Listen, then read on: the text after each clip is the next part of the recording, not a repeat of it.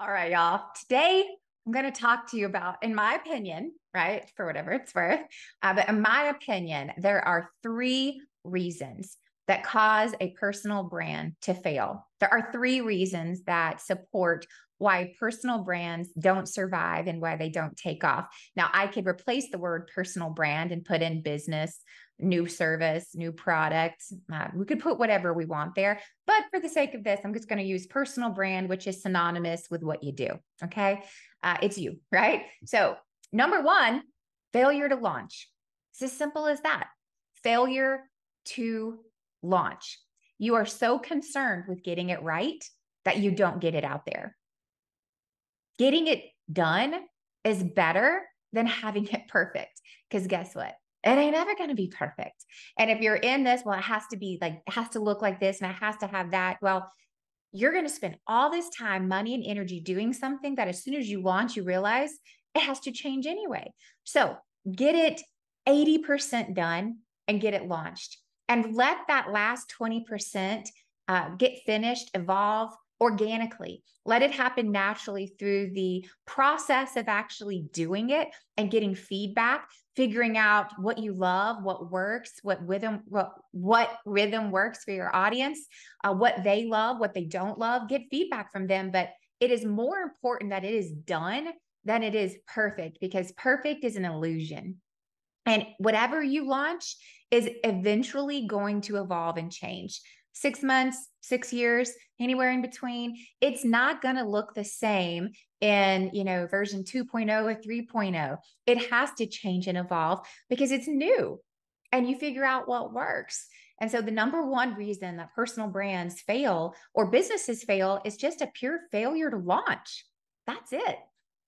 Number two, second reasons that these things don't survive, that they never make it, is they never produce enough revenue to sustain themselves, i.e. sales, right? Build it and they will come.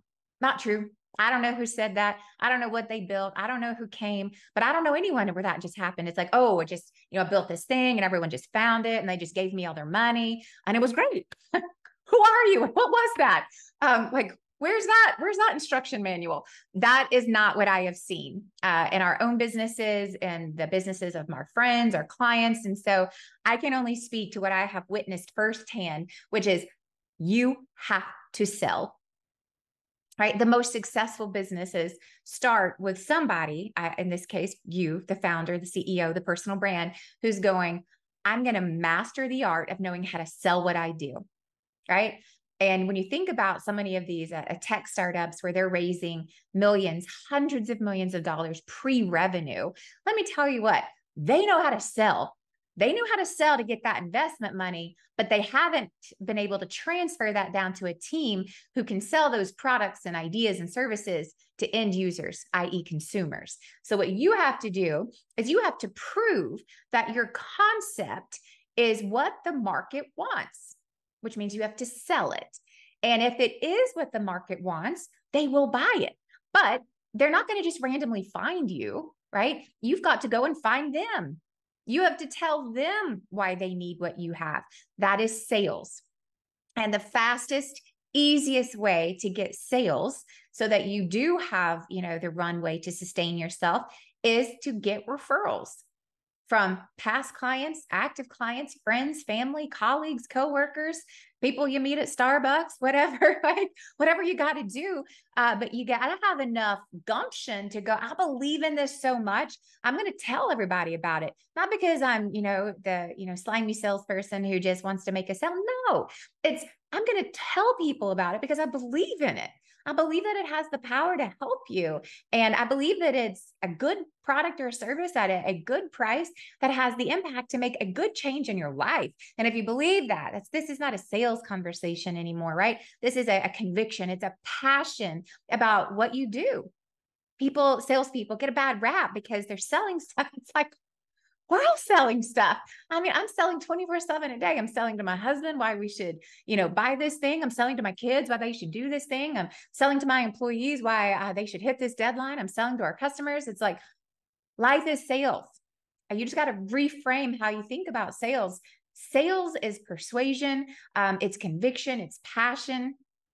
But you got to know how to do it. And that starts with, you got to be confident enough in what you've created to go out and talk about it. Because if you're not willing to do it, no one else is going to do it for you.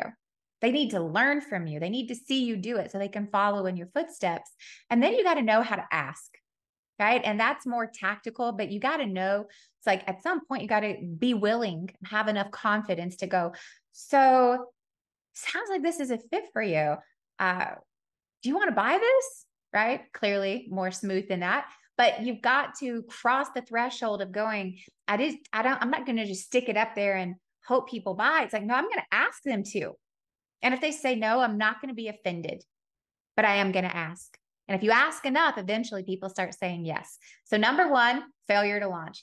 Number two is you don't generate enough revenue to sustain yourself, which is a problem.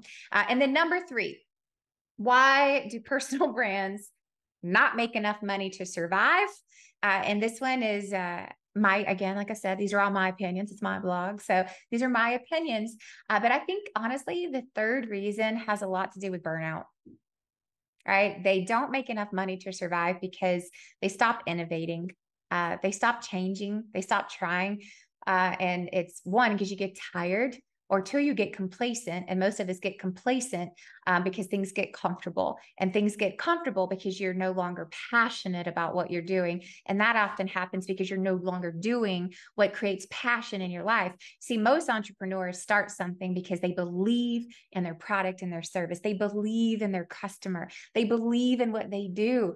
But somehow along the lines, you don't have as much engagement with the customers anymore. You're not on sales calls anymore. You're not doing the delivery part of your service. You're not innovating the products anymore. You've fallen into a decision-making role, or running payroll, or figuring out taxes, or HR problems, or operational problems. And all of a sudden, you do all the things that you don't love doing. And you've hired other people to do the things that give you life, that are fun, while you started business. And eventually you look around and go, I'm not having fun anymore. I'm tired. Why am I working this hard? And I don't even like what I'm doing. And it's like, all I do is sit in front of spreadsheets and answer customer service problems. And you forget why you started. You forget that you did this because you believed in what you do. You believed in the person that you served, and you believed in your ability to help that person, because you got caught up in the mechanics of business. You got caught up in the operational side, and you forgot the heart side. And so you burn out and you get tired. You see, what I believe is that the number one threat to small businesses is that the owner just gives up, that the founder gets tired and the founder quits. And that doesn't mean that business just falls apart, but it's like, man, I'm going to sell, or I'm going to just shut it down. I'm going to do something different. And so I would say that it's not just for you, but it's for your team, and it's for your customers, for you not to do that, which means you have to know what gives you life in the business. And it's why you started. It's interesting. I find that one of the first things that founders do is they hire a salesperson. You're the best deadgum salesperson your business is ever going to have. And that should be the last thing that you give up. First thing you should give up are the things that you don't enjoy. If you don't like doing the billing, invoicing, collections, hire someone for that. Don't hire a salesperson. You hire for the things that you're not naturally good at. You hire for the things that you didn't get in business to do, right? And you stick with the things that you did get in business to do, because that's what gives you life and excitement. It's the lifeblood. It's what keeps the business running.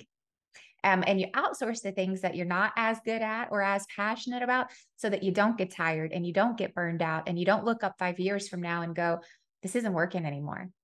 And 5 years is a stretch. It might be 1 year, right? So know what to outsource, know what to hire for first, so you stay involved in the things that keep the business running and that keep you going. So those are the three reasons. Number one, failure to launch, right? That happens most often. Number two is you don't sell, so you don't make enough money to sustain yourself, problem. And then number three is that you burn out because you start doing the wrong things, and you lose the passion, you lose the heart, and that's on us. We can influence and control all three of those things. So done is better than perfect. Sales is everything when it comes to the sustainability of your company. And three, know what to hire for. So there you go. Those are the three reasons that most businesses fail, and three things that you can do to make sure it doesn't happen to you.